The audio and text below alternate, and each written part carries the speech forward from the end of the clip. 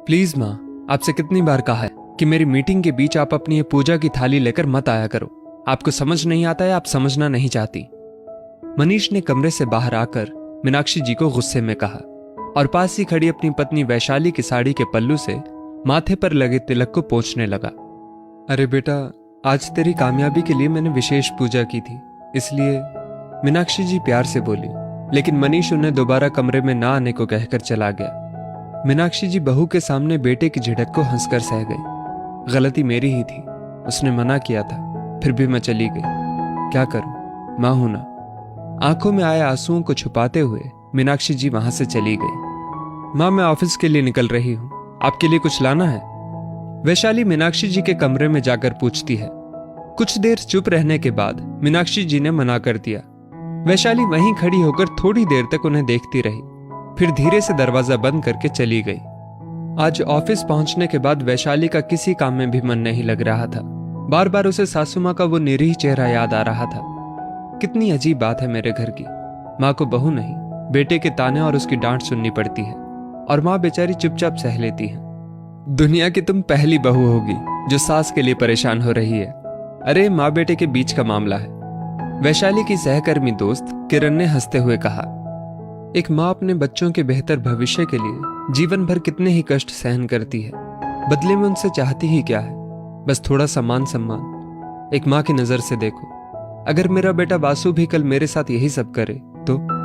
बच्चे वही सीखते हैं जो देखते हैं। एक माँ के सम्मान के लिए अब मुझे ही कुछ करना होगा। वैशाली कुछ सोचते हुए बोली, लेकिन ये तुम करोगी कैसे? किरण को उत्सुकता हुई। बहुत आसान है, बेटे को सीधा करना है तो बहू को थोड़ा टेढ़ा कर दो। बेटा खुद कितना भी गलत हो, लेकिन उसकी पत्नी अगर माँ का अपमान करे तो वो सह नहीं सकता। वैशाली के चेहरे पर रहस्यमयी मुस्कान आ गई। शाम को घर पहुंचने पर वैशाली ने देखा कि मनीष बालकनी में किसी से फोन पर बात कर रहा है और मीनाक्षी जी वासु के साथ टीवी देख रही थी। वैशाली ने टीवी रिमोट वासु के हाथ से छीनकर गुस्से में कहा, यह समय तुम्हारे टीवी देखने का नहीं है, जाओ पढ़ाई करने बैठो।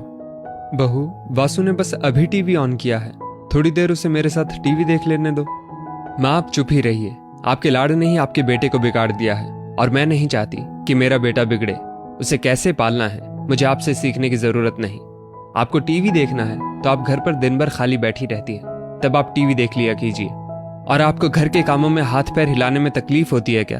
एक ही जगह पड़े पड़े सामानों में भी जंग लग जाता है, इसलिए थोड़ा हाथ पैर हिला लिया करिए। आपके भले के लिए ही कह रही हूँ। तकलीफ बढ़ गई तो मुझे ही अस्पताल दौड़ना पड़ेगा। आपके बेटे से तो कुछ होता नहीं। और ये लीजिए अपना चश्मा, अब की बार ठीक करा दिया है, अब इसे संभाल कर रखिएगा। अब दोबारा टूटा तो अपने बेटे से ही कहकर बनवा लीजिएगा, मुझे मत कहना। वैशाली ने चश्मा मीनाक्षी जी को पकड़ाया और सब्जियां लाकर रख दी। ये लीजिए, अब चश्मा ठीक हो गया है, ये सब्जी काट दीजिए, तब तक मैं चाय बनाती हूँ। मनीष बालकनी से सब देख रहा था। उसे वैशाली का माँ से यूं बेरुखी से बात करना बिल्कुल भी पसंद नहीं आया, लेकिन वो कुछ बोला नहीं। रात में खाना खाते समय मीनाक्षी जी के हाथ से दाल का बाउल फिसल गया। ये देख वैशाली चिल्लाने लगी, जब आपको डाइनिंग टेबल पर बैठकर खाना नहीं आता तो आप नीचे बैठकर क्यों नहीं खाती? एक तो दाल गिराकर काम बढ़ा दिया और मेरा क्रॉकरी सेट भी खराब कर दिया। अब ये सब साफ कौन करेगा? वैशाली की बातें सुनकर मीनाक्षी जी की आंखों में आंसू आ गए, जिससे वैशाली ने देख लिया, लेकिन वो बोलती रही। लो, अब ऐसा क्या गलत कह दिया कि रोने लगी? मैं सब जानती हूँ ये सासू लोगों के हथकंडे, जानबूझकर बेटे के सामने आंसू बहाना, बेचारी का ढोंग करना और फिर अपने बेटे को ये दिखाना कि बहू बहुत अत्याचार करती है। उसने पोंछा लाकर मीनाक्षी जी के सामने रख दिया। लीजिए, जब फैलाया है तो साफ भी खुद ही करिए।